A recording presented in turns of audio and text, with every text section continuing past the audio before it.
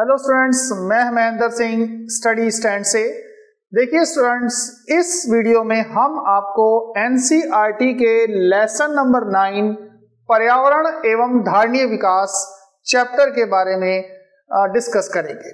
देखिए इस चैप्टर के अंदर दो पार्ट हैं, एक पार्ट में पर्यावरण है, दूसरे हिस्से में धारणीय विकास के बारे में। फर्स्ट हम पर्यावरण पर लेकर चलेंगे, बाद में आपको धारणीय विकास के बारे में भी बात करेंगे। देखिए ये चैप्टर है पर्यावरण संकट। एक्चुअली आप जानते हो पर्यावरण को लेकर संकट दिख रहा है। जैसे आप समझते हो शहरों के अंदर वायु प्रदूषण बहुत ज्यादा है और जल प्रदूषण बहुत ज्यादा है, भूमि का भी प्रदूषण बहुत ज्यादा हो चुका है। तो प्रदूषण की समस्या पर्यावरण को कहीं ना कहीं इफेक्ट कर रही है, तो ये चैप्टर कहीं ना कहीं इसी से जुड़ा हुआ है। तो हम बात करेंगे पर्यावरण के अंदर क्या संकट है, क्यों है ये संकट, क्या इसका समाधान है, ये सारा ही इस लेसन का टॉपिक है। तो शुरुआत इस बात से दी जाती है कि पहले हम थोड़ा सा देखो, बहुत इजी सा शुरुआती टॉपिक है, स्टूडेंट्स को थोड़ा बहुत इसके बारे में ऑलरेडी पता होता है, इसलिए बहुत ज्यादा डीप जाते हुए नहीं, लेकिन मोटे तौर पर हम इस लेसन को समझते हैं। पर्यावरण क्या मतलब है पर्यावरण का? बहुत आसान शब्द, इन्वायरमेंट। तो किसे कहते हैं पर्यावरण? पर्यावरण है हमारी प्राकृतिक दुनिया, जो प्रकृति ने हमको दिया है। हमारे चारों ओर जो प्राकृतिक दुनिया है, क्या है प्राकृतिक दुनिया? हमारे आसपास है पेड़ पौधे जो प्रकृति की देन है, पशु पक्षी जानवर, ये सब प्रकृति की देन है। ये हवा, ये वर्षा, ये जल, नदियां, पहाड़, खनिज पदार्थ, ये सब क्या है? ये सब प्रकृति की देन है, ये सब प्राकृतिक जगत है।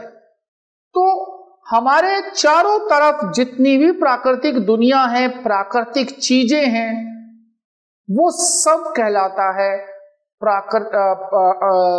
पर्यावरण। और ये पर्यावरण जो है हमारे जीवन का आधार है। हमारा जीवन बिना पर्यावरण के नहीं हो सकता, आप इस बात को समझ लीजिए। सीधी सी बात अभी मैं आपको बताऊंगा, बिना पानी के जिंदगी नहीं है, बिना हवा के भी जिंदगी नहीं है।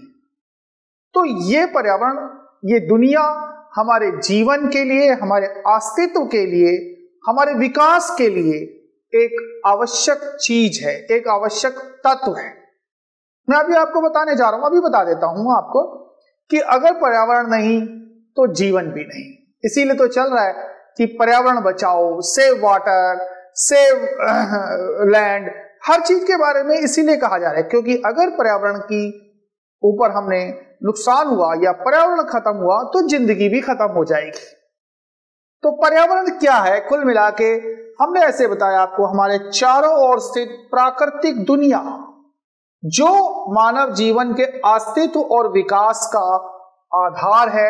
सीधी सी बात है, मानव का विकास, मानव का होना प्रकृति से जुड़ा हुआ है, प्राकृतिक पर्यावरण से जुड़ा हुआ है।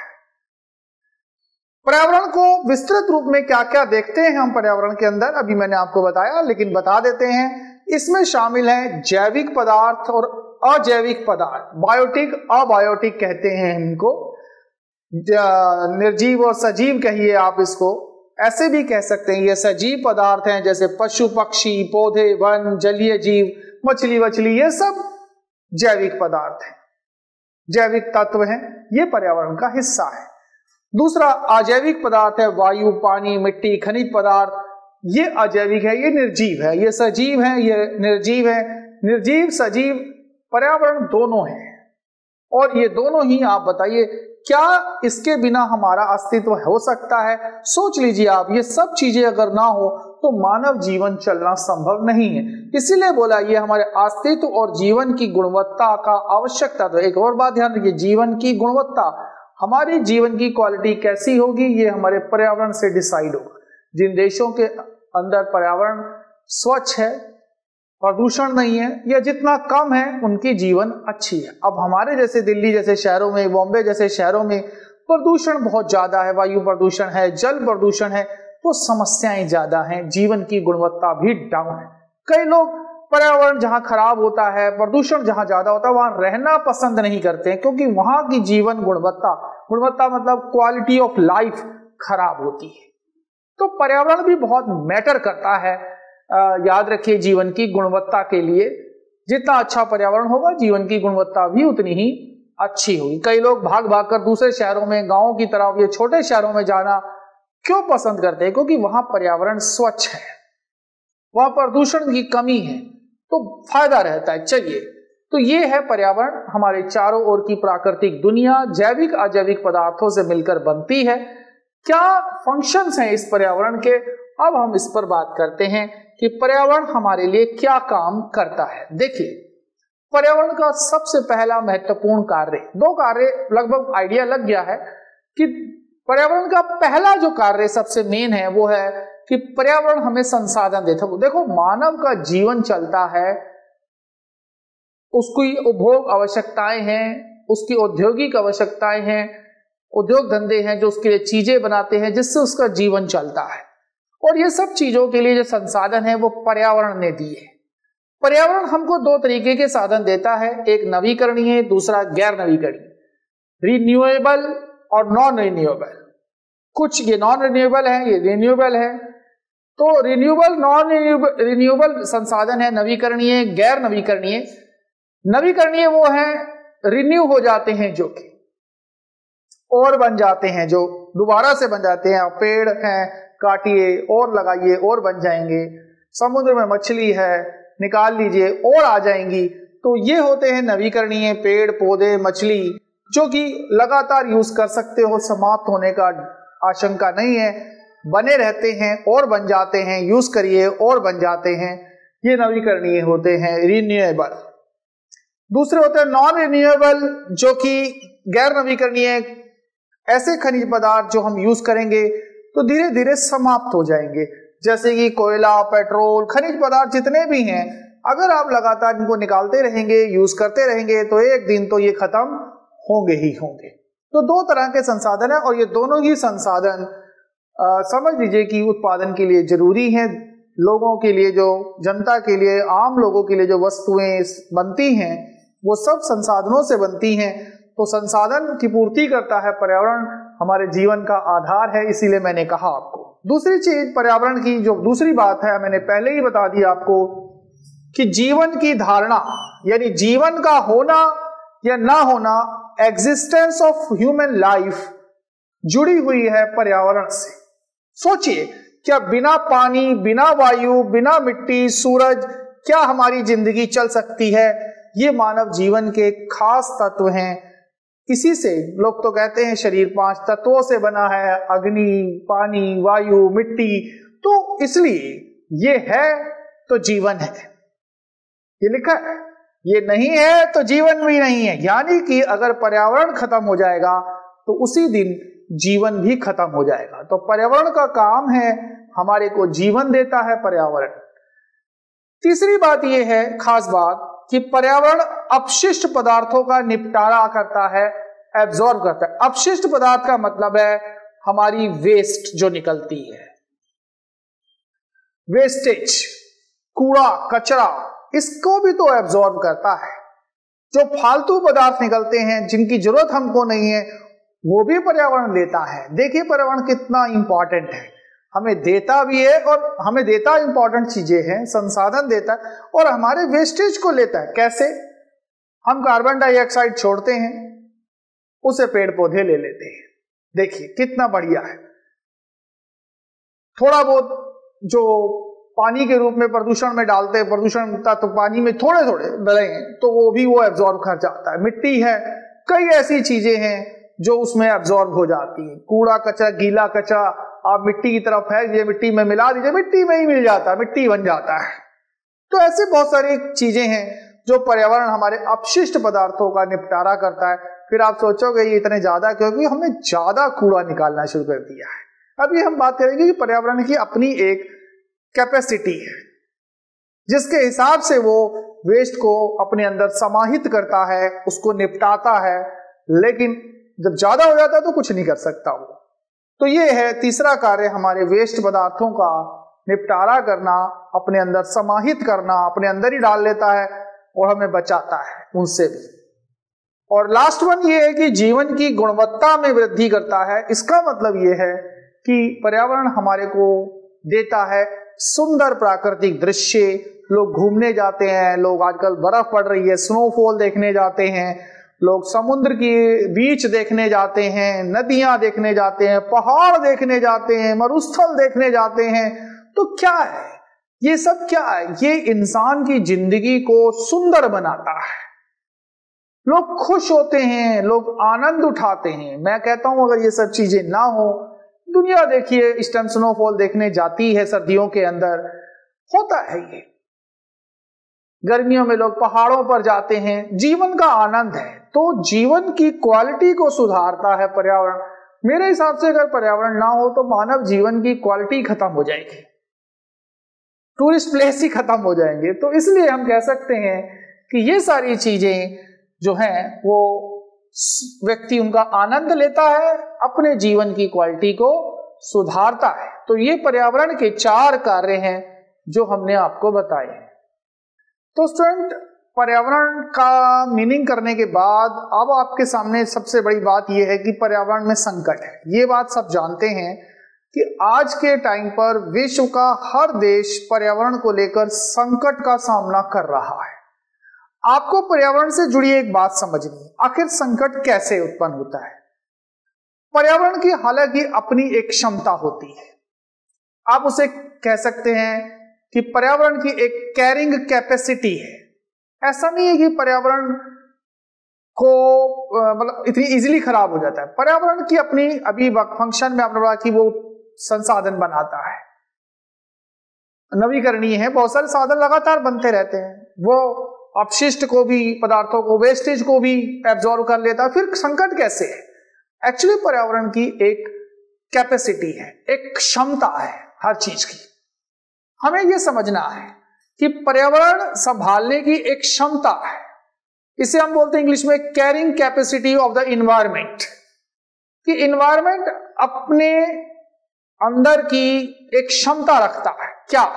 जैसे हमने कहा कि पर्यावरण संसाधन देता है, पर्यावरण के संसाधन बनते हैं, लेकिन जरूरी यह है कि जितने बनते हैं उतने ही उपभोग हो, बल्कि कम हो। अगर संसाधनों के पुनः उत्पादन की दर कम रहे उसके शोषण से, शोषण का मतलब होता है प्रयोग करना, यानी बने जितने यूज उससे कम हो, तो कोई संकट नहीं होगा। यह उसकी क्षमता है, वो बनाता है। पेड़ पौधे चलते रहते हैं, समुद्र में मछलियां हैं, बहुत सारी चीजें हैं, मिनरल जो प्राकृतिक जगत है वो कुछ बहुत सारा कुछ बनता रहता है, आप उसे यूज करते हो। क्षमता यह है कि संसाधनों का शोषण उनके पुनः उत्पादन से ज्यादा ना हो, कम हो। जितना बने उससे कम प्रयोग करो, बना रहेगा। तो संकट कैसे आएगा? संकट कभी नहीं आएगा। पहले टाइम पर, अभी हम बात करेंगे आगे चलकर, पहले टाइम पर संकट नहीं था। क्यों? कि प्राकृतिक जगत के अंदर जो उत्पादन था, प्रकृति की जो देन थी, जो संसाधन थे, वो लगातार बन रहे थे, यूज भी हो रहे थे, लेकिन कम हो रहे थे। उसकी कैरिंग कैपेसिटी है, आप यूज करिए, वो बना रहा, कम करिए, कम से कम इक्वल करिए। तो जब तक उसकी कैरिंग कैपेसिटी यह है कि वो बनाता है, आप कम यूज करिए। लेकिन अगर दूसरी चीज, चलिए दूसरी चीज क्या है? उसकी कैरिंग कैपेसिटी की अपशिष्ट पदार्थ हम निकालते हैं, कार्बन डाइऑक्साइड हम निकालते हैं, ट्रीज, पेड़ उसको एब्जॉर्ब कर लेते हैं, अपने अंदर समाहित कर लेते हैं। तो वो जो क्षमता है वो भी कम होनी चाहिए। मतलब यह कि अपशिष्ट पदार्थों का सृजन, यानी अपशिष्ट पदार्थ उतने निकले जितने की पर्यावरण अपने अंदर उन्हें समाहित कर ले, मतलब उसकी समाहित क्षमता से ज्यादा ना हो। लेकिन हो क्या रहा है, आप ये समझिए। हो ये रहा है कि संसाधन का यूज ज्यादा हो रहा है, बनने की स्पीड तो वही रहेगी, वो प्राकृतिक है।